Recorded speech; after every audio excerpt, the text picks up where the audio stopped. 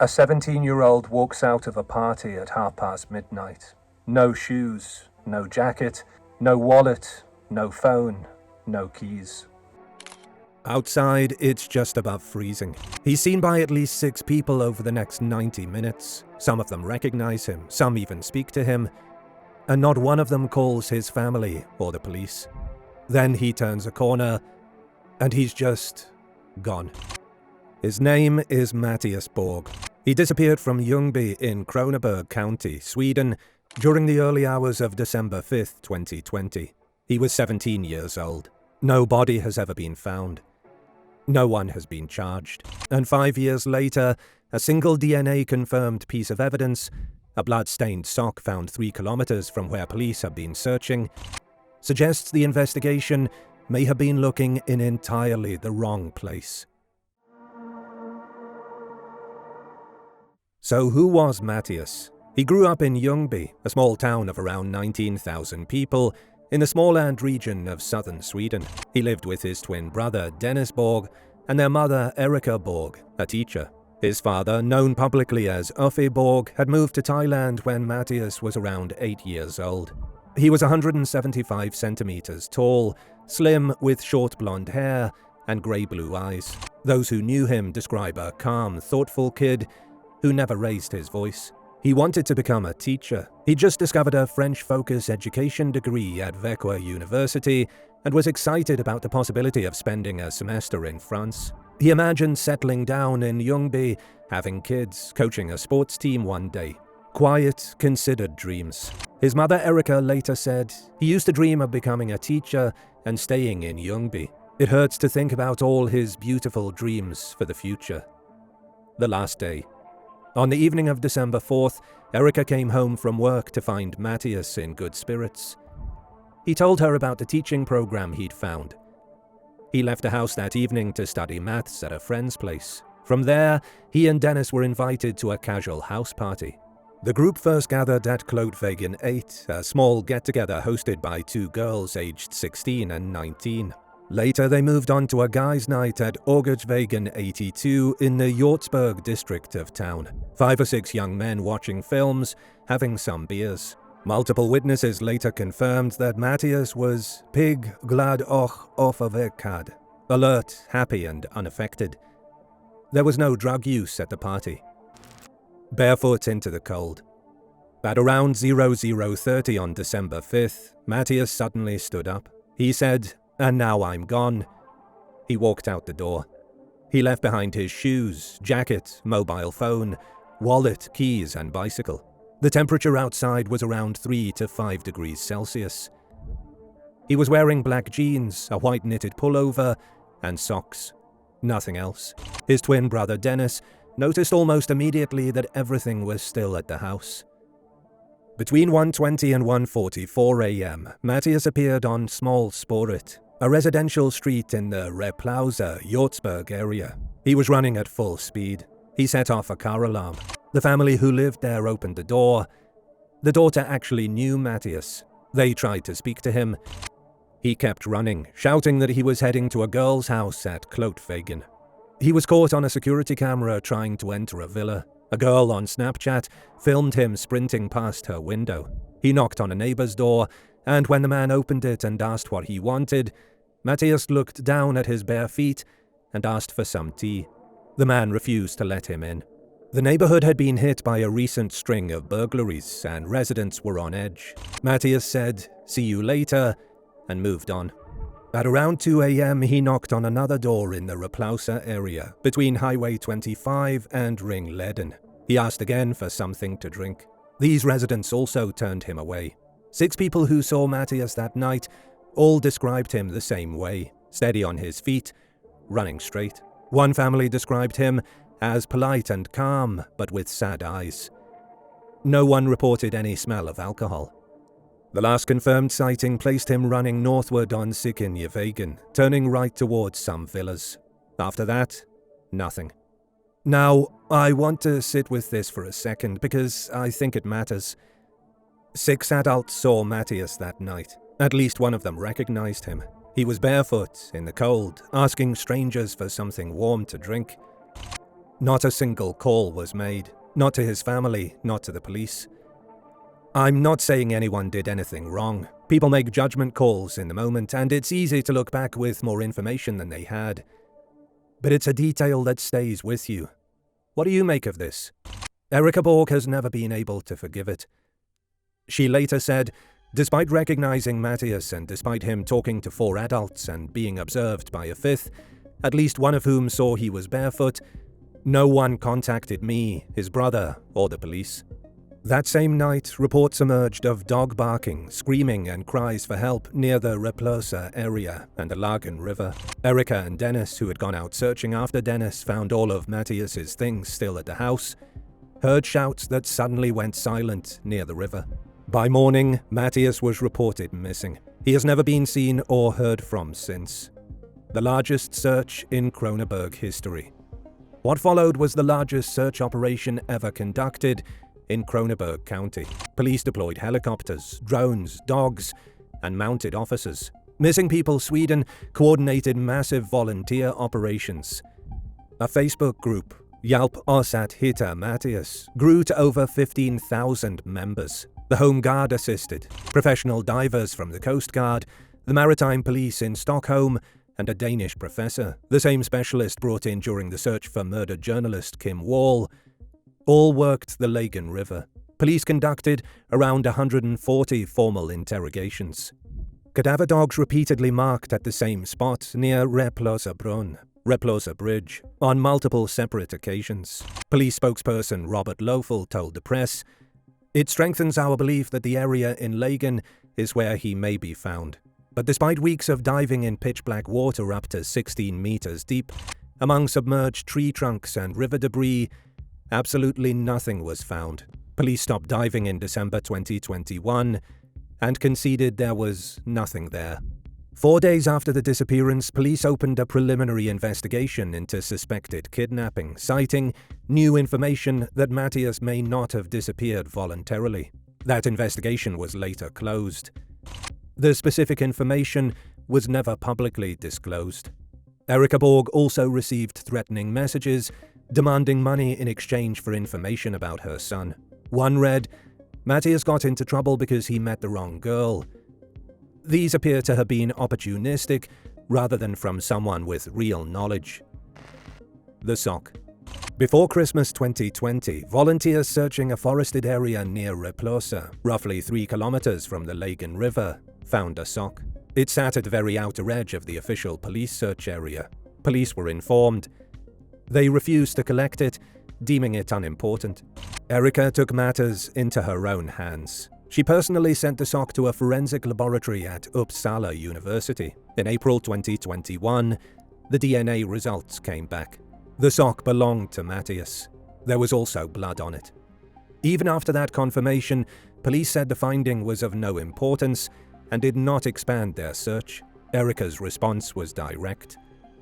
"I cannot forgive that. How they handled it, and that they didn't investigate if there were blood marks on the sock. I think it was misconduct." Around 50 meters from where the sock was found, volunteers also discovered what appeared to be faces with crossed-out eyes drawn or carved into the ground. Police dismissed these as children's play. What do you think of this? A DNA-confirmed blood-stained sock belonging to the missing person is found 3 kilometers from where police are searching. They call it unimportant. Does that strike you as a reasonable investigative decision, or does something feel off there? Hold that thought, because it's going to matter a lot when we get to our main theory. The bloodhound that pointed the wrong way. The volunteer tracking group, Spårhundsgruppen, deployed their bloodhound Sonja to follow Mattias's scent. Sonja tracked it multiple times along a forest road, heading toward Highway 25, the same direction as the sock. The trail never veered toward the river. It ended at the highway, where the handler Gord Anderson said the scent vanished, as if he got a ride from there. Anderson stated plainly, "The police are looking in the wrong place. It may be in Lagan, but if so, it is higher up, closer to Highway 25. Police later declared Sonja not reliable and dismissed all of her findings. In July 2024, a sock and sweater were found in the Lagan near Replosa. Hopes briefly resurged. After family members examined the items, they determined the clothes did not belong to Mattias. The case remains officially open. Tips continue to come in. As of December 2025, police spokesperson Marcus Gustafsson told Smålänningen, "We have not locked ourselves into anything." Community officer Hans Sjölberg, who has been on the case from day one, described frustration and said he would never be able to let the case go for as long as he lives.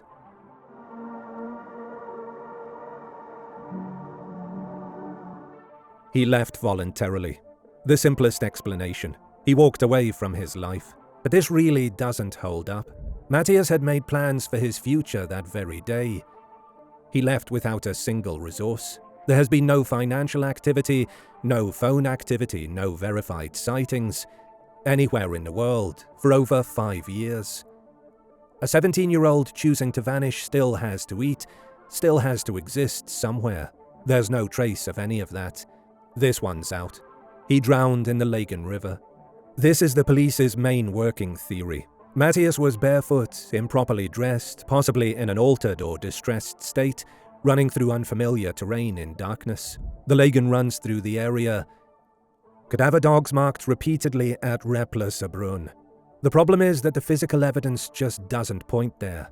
The sock was found 3 kilometers away in the opposite direction. The tracking dog's trail headed toward Highway 25, not the water.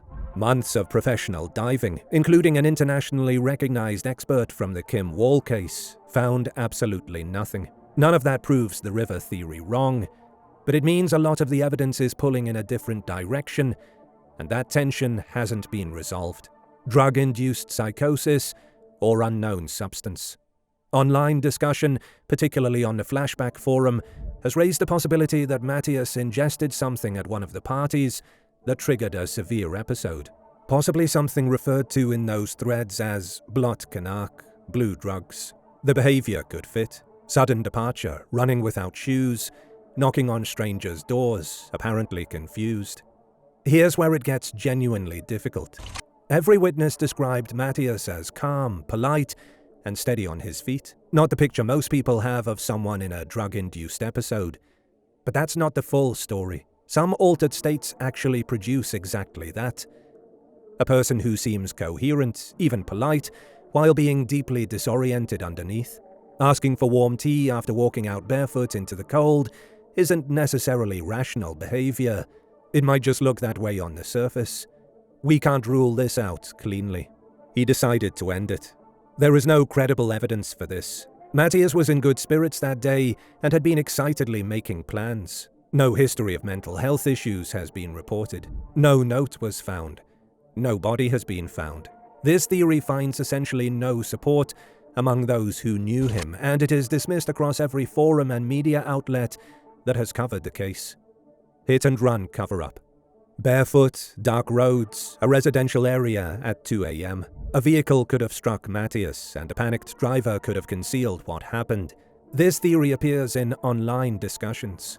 There is no supporting evidence, no witness reports of a vehicle, no reported damage, nothing found in any of the roadside searches. And concealing it in a small community for 5 years would require extraordinary luck. This stays in the maybe pile, but only just.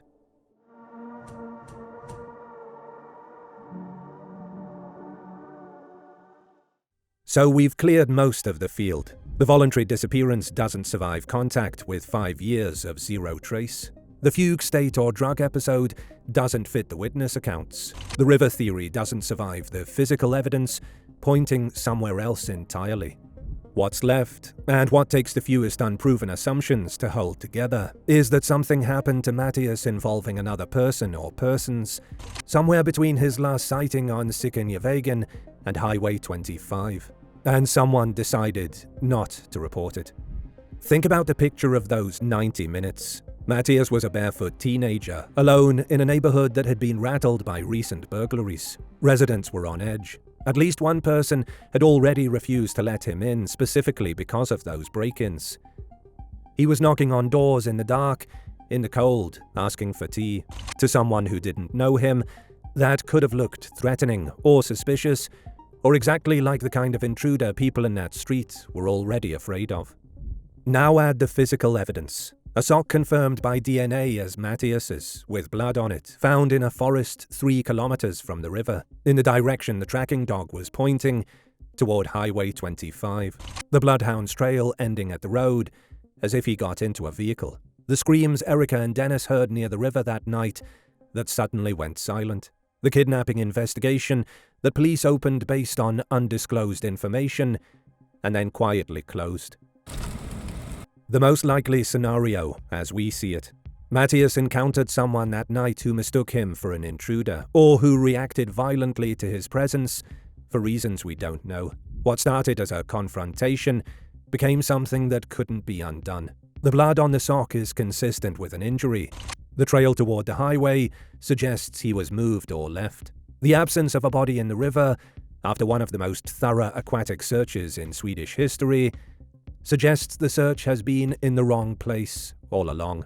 This is also consistent with what we know about small communities. When something like this happens close to home, there are powerful reasons to stay silent. Fear, shame, self-preservation. A flashback user noted that a young male resident in the immediate area had been convicted of attempted murder against another person just 1 month before Mattias disappeared. We don't know if that's relevant. Police presumably investigated it, but it illustrates that this was not a uniformly safe neighborhood that December night. What happened to Mattias's body is the hardest part to account for. If there was a confrontation near the highway, a body could have been transported and concealed somewhere outside the search radius. The Swedish countryside around Ljungby is dense forest and farmland, largely unsearched. The Lagan searches found nothing because, on this theory, there was nothing to find.